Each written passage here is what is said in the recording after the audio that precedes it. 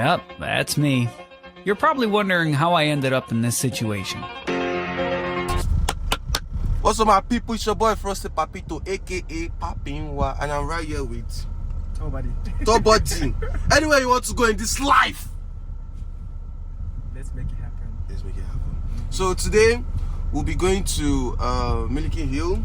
We'll be going through Miliken Hill to the pine forest, then the cave and the waterfall. Yes, cave and waterfall. Like, if you see this cave, very scary. I think it's the place you want to visit. So follow us. Let's get there.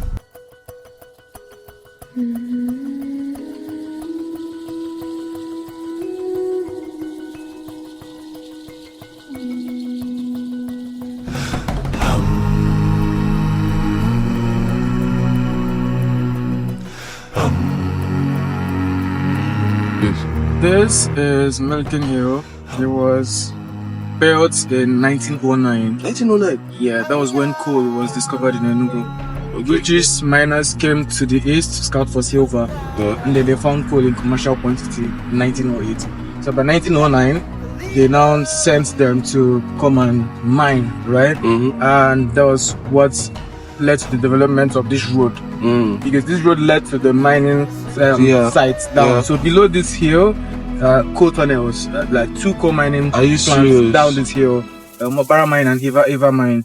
Alright, so between 1914 and 1916, there were like 28,000 tons of coal that was already harvested and exported to the US, to Britain from here. Right, so the name is from the British engineer that spearheaded the construction of the road. A.B. Miliken, that's the name of the man, and that's how the road got its name, right? So it's a 4.8 kilometers long road that has 33 sharp turns.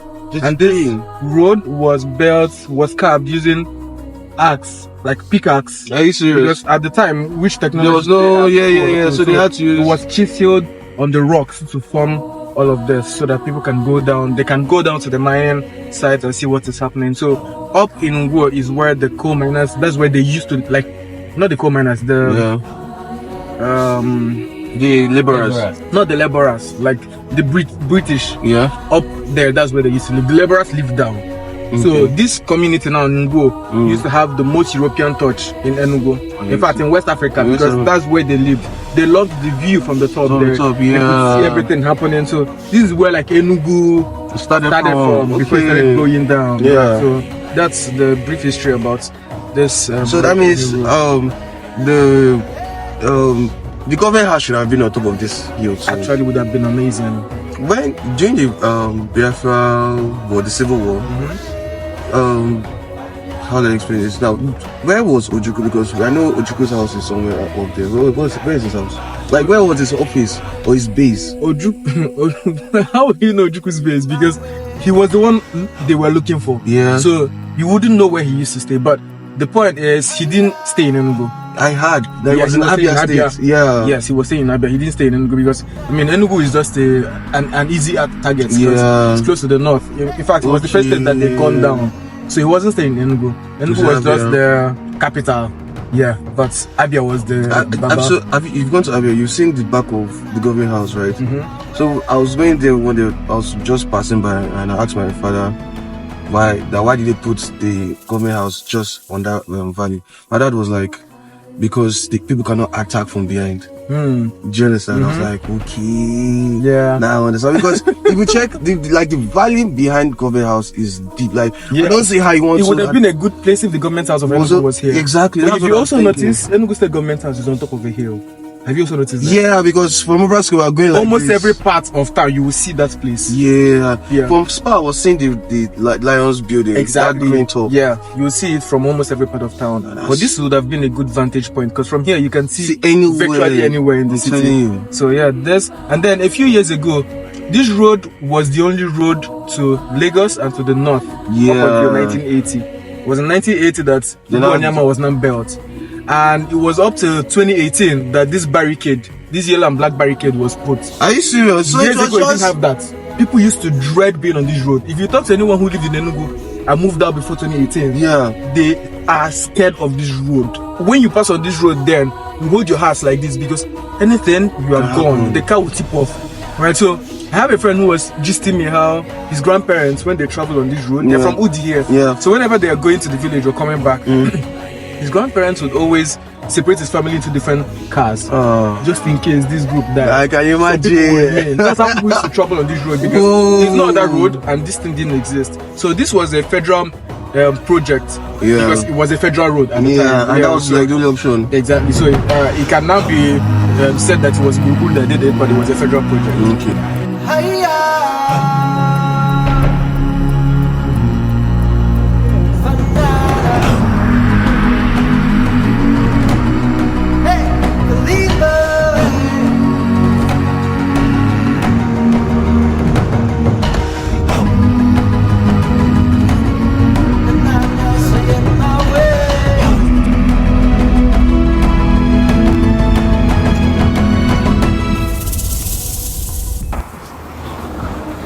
See how this is Enugu city right now. This is the city of Enugu.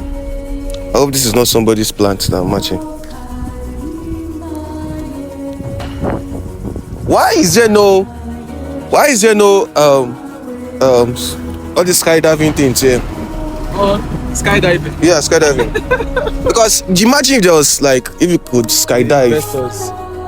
Bro, do you know when I came to Enugu, I was like, bro, we should do this, we should do What this. we have in Enugu should be matching countries like Kenya. I'm telling you, Tanzania, Rwanda, where you get all those adventure activities. like the nature has already provided There's everything already. paragliding, there's zip lining, Bruh. near to that hill. I'm telling you. There's just so much to be done, but it's not being utilized. Again, I see that one of the major problems is because we don't tell our stories. We don't tell. I want to tell I like to tell indigenous stories. Stories that would help you sell. Yeah. And that's what other countries are harnessing. You go to Ghana, they are selling their stories. And it's because of those stories you have foreigners week in, week out in Ghana.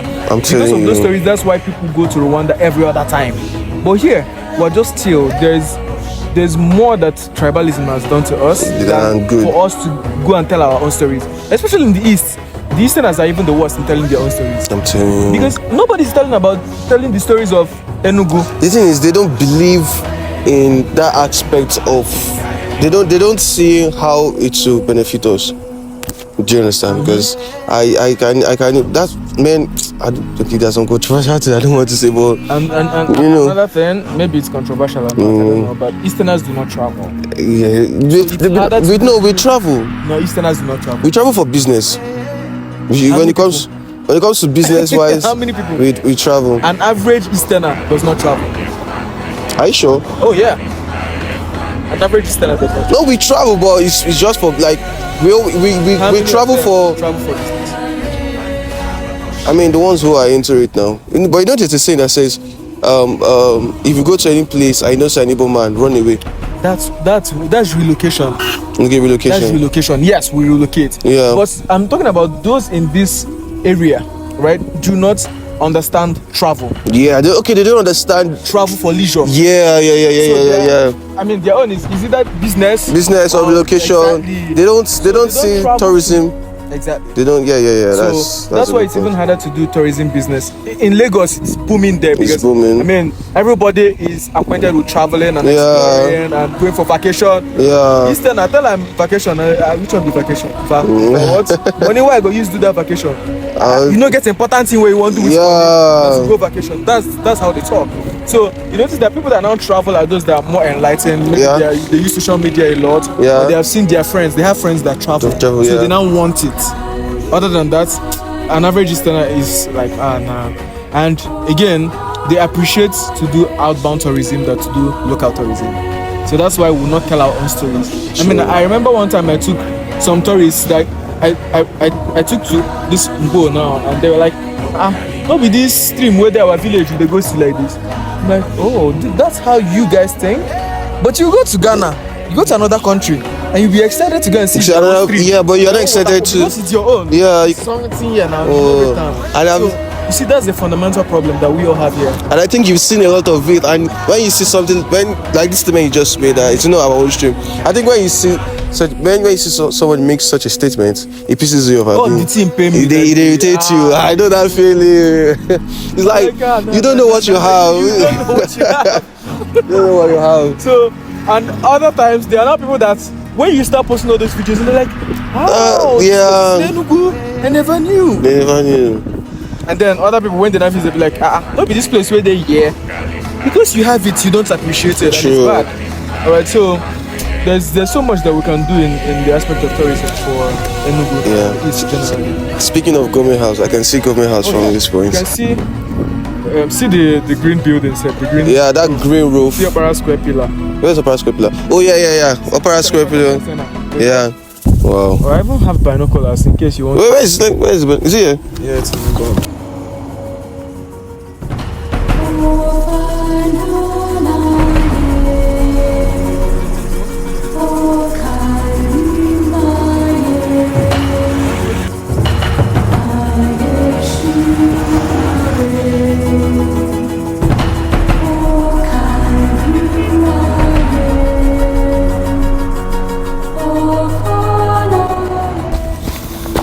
Now, this is like an area view of Enugu City, and it's beautiful.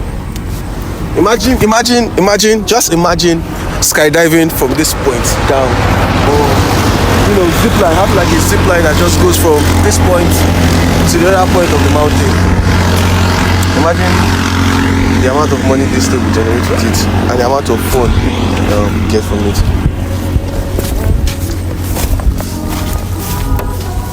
Yeah, it's a pretty view.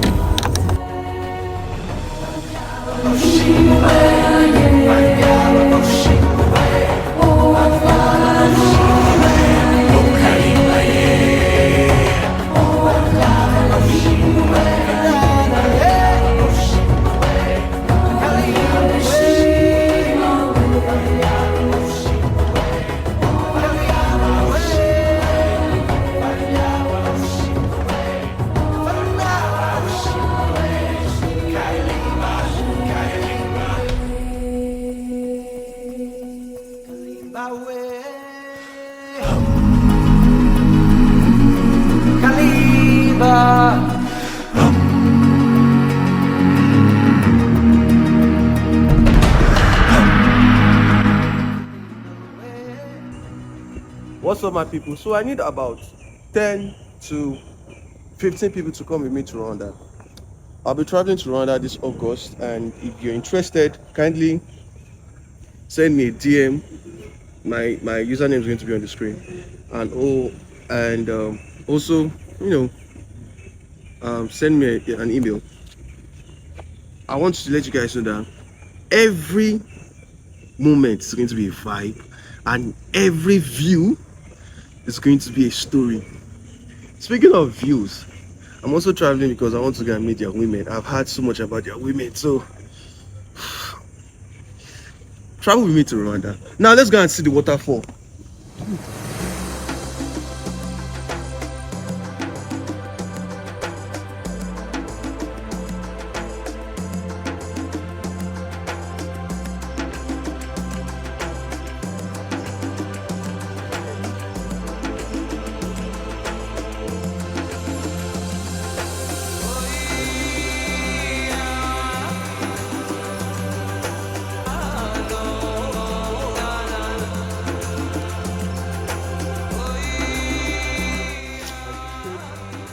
So guys, I and Opchato Body and my crew are planning to come and camp here this weekend. So if you're interested, just watch out for it. I'll only select the people I want. So don't forget to like and subscribe.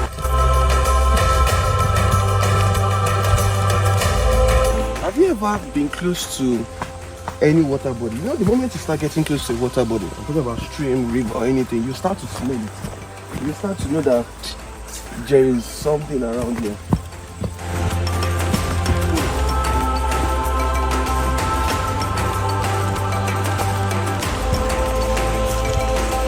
Of course, you hear it too because frogs. The frog they crow. I mean, what the frogs they do? I beg. What the frogs? The frog. Because I don't know which kind of sound they make. Even a crow, did they crow or did they roar? So they sing song. All those South African songs now. Give me song, give me song. Izuga, Ishade, Igwara, Gwara.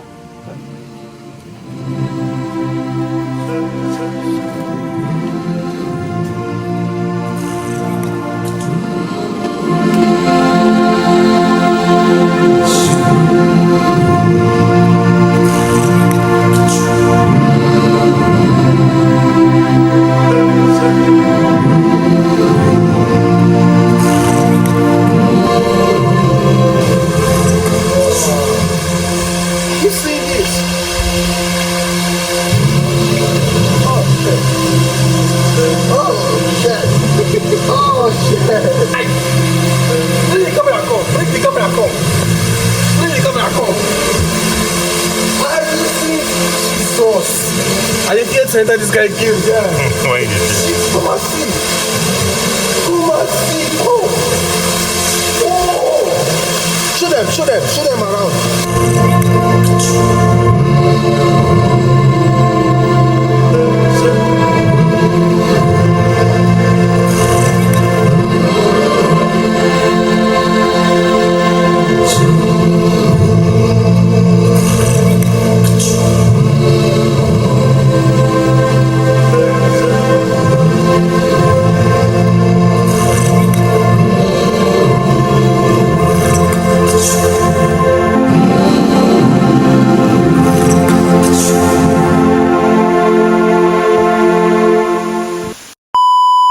Let's go. Jog. Watch out for the tree. Oh! Hey. What's up, guys? Thank you for watching my adventure today. Kindly like, share, and subscribe because we'll be dropping more adventures for you guys to see and enjoy. Once again, if you're interested in traveling with me to Rwanda, kindly send me a DM or send me an email. It's going to be fun. It's going to be lit. We're going to enjoy. We're going to explore. We're going to see sights. We're going to make memories together. Okay? Subscribe. Gone half, oh. You never start, man. You're here. Who would have known? Going back up. When it starts. Going back up is actually more stressful than Coming down. yeah. Coming down, you are descending. Exactly. As you're going up, you are climbing. So coming to this place, we're descending.